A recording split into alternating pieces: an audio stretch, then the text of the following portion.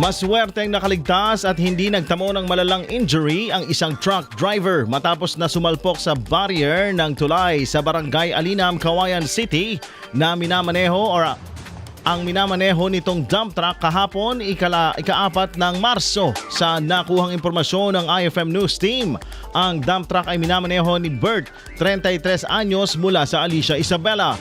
Bago mangyari ang insidente, galing umano sa San Mariano, Isabela ang truck at patungo sana sa bayan ng Etiague upang magkarga ng tubo.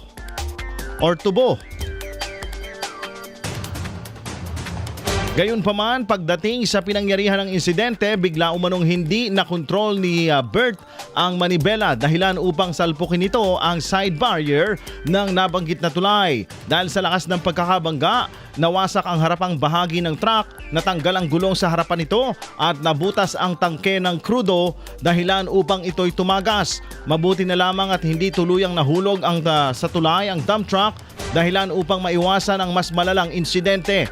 Samantala, kaagad namang rumesponde sa lugar ang maintenance team ng Department of Public Works and Highways upang manduhan ang daloy ng trapiko at tabunan ng lupa ang tumagas na krudo. Maliban sa pinsala sa truck at side barrier ng tulay, wala nang ibang nadamay sa nangyaring insidente. IFM News.